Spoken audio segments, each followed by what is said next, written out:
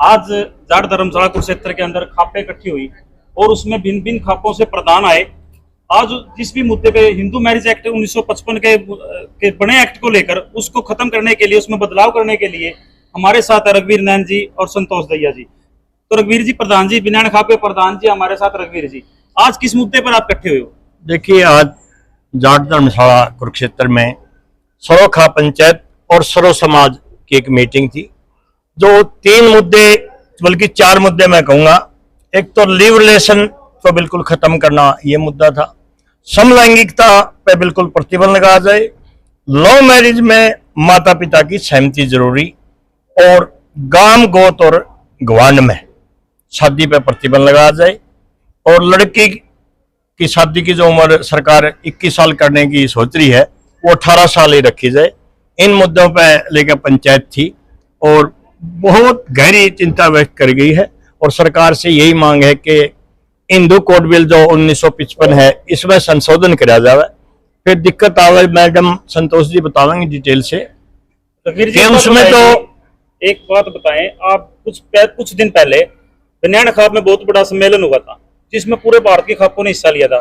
तो वो आपने सरकार से मिले होंगे, तो उसमें सरकार के ऊपर कितना दबाव बना और क्या संशोधन के लिए सरकार उस पर एग्री हुई? देखिए, उसमें हमने विपक्ष के नेता और प्रधानमंत्री से मिलने की कोशिश करी, लेकिन अफसोस है कि कौनसे ने भी अभी तक हमें टाइम नहीं दिया। हाँ, मुख्यमंत्री ने आश्वासन जरूर दिया है कि हम आपकी बात पे गौर करेंगे और जो कस्टमरी लॉ है उस पे हम विशेषज्ञों से राय लेंगे, लेकिन अफसोस है कि उस दिशा में आगे नहीं बढ़ सके। संतोष जी नमस्कार। नमस्कार। आप पूरे राष्ट्रीय महिला मंडल के अंदर आप पूरी एग्री और पूरे उसके अंदर आप एक्टिव रहते हो। आपके सामने बहुत ज्यादा मुद्दे आते होंगे और आज के समाज में ये मुद्दे आम आदमी के साथ साथ नहीं है।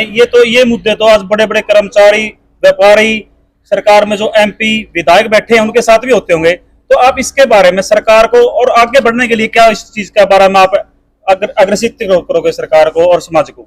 देखिए, 2 मुद्दे बहुत ज्यादा अहम हैं तो 4 जो अभी रघुवीर जी ने बताए, लेकिन 2 बहुत ज्यादा बड़े मुद्दे हैं जिनके ऊपर काम करने की और चिंतन करने की आवश्यकता है। एक तो लिव इन रिलेशनशिप। देखिए, लिव इन रिलेशनशिप में जब आप लिव इन के लिए परमिशन दे रहे हो तो शादी के लिए परमिशन क्यों नहीं दे रहे? क्योंकि लिव इन में जो आदमी रहेगा वो पेरेंट्स के अगेंस्ट हो जाता है, पेरेंट्स उसके विरोध में हो जाते हैं, पेरेंट्स उसको त्याग देते हैं एक किस्म से।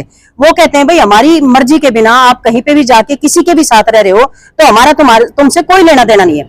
अब जो लिव इन में रह रहे हैं, थोड़े दिन के बाद वो नशा तो जाए उतर, उसके बाद बालक जो पैदा हो गए उनमें बालका ने खान में भी चाहिए, पेट भी मांगेगा, सर पे छत भी चाहिए, रहन में कपड़े भी चाहिए, घर भी चाहिए, एजुकेशन भी चाहिए। उन्हें क्या नहीं चाहिए? आज के टाइम में इतनी महंगाई का दौर है, उन्हें पूरी करेगा। फिर वो छोड़ के उन्हें बाजा है, छोड़ इन्हों कहेगी तू राख, छोरा कहेगा तू राख, रखेगा कोई नहीं। फिर वो बालक अनाथ आश्रम में जाएंगे। आज ये जो रोहतक में तो हिमांशी नरवाल का जो केस आया था, आपके सामने देखा होगा, वो लिव इन का ही रिजल्ट था। वो उसके साथ रह रही थी और मार काट के ब्रीफ केस में बांध के गिराया। वो यूपी से एक वो केस आया, उसमें भी उस महिला को काट के सेम ब्रीफ केस में बांध के नहर नजदीक गिराया। और कई दिन में वो सड़ती हुई लाश जब बदबू उठ गई, जब लोगों ने पता लग गया कि हाँ कोई डेड बॉडी पड़ी है, जब वो ढूंढी गई। तो ऐसे ये 1-2 उदाहरण नहीं है, ऐसे कई मामले हैं कि वो लाश आई थी जिसमें 35 टुकड़े कर दिए। उसके जो आशिक था उसने 35 टुकड़े, और 35 टुकड़े में थे रोज 2-4 टुकड़े उठा के वो फेंक के आया करता किते किते, जब वो पकड़ा गया। आप देखो ना कि लड़कियां अपने जीवन के साथ कैसा बड़ा खिलवाड़ कर रही है। वो क्यों कर रही है? क्योंकि सरकार या कानून कह लो, कानून उसकी इजाजत दे रहा है, लिव इन में रह रहे हैं। लिव इन में उनकी कोई वाली वारिस नहीं है, उनकी कोई सुनने वाला नहीं है, दुख में है, तकलीफ में है, कोई नहीं पूछता, क्योंकि पेरेंट्स उनसे किनारा कर जाते हैं। तो लिव इन में चेंज होना बहुत जरूरी है। शादी की परमिशन दे देनी चाहिए। अगर लिव इन में रह सकते हैं 18 साल का बच्चा, तो उसकी शादी की 21 साल करने की क्या जरूरत है? 21 साल से पहले जो औलाद होगी उनको कौन उसका रिस्पॉन्सिबल होगा? उनको कौन रखेगा? संतोष जी, जैसे कि दूसरा मुद्दा के बाद की बात कर रहे हैं आप, जो बच्चा मां बनने की क्षमता होती है तो 16 साल के में अंग पूरे हो जाते हैं। क्यों नहीं सरकार इस मुद्दे के ऊपर पूरा विचार लेती, ताकि इस चीज से 2 साल का गैप बनेगा तो बच्चों में ये चीजें बहुत कम होगी। तो आपने क्या सरकार इसके लिए आप क्या कहना चाहोगे?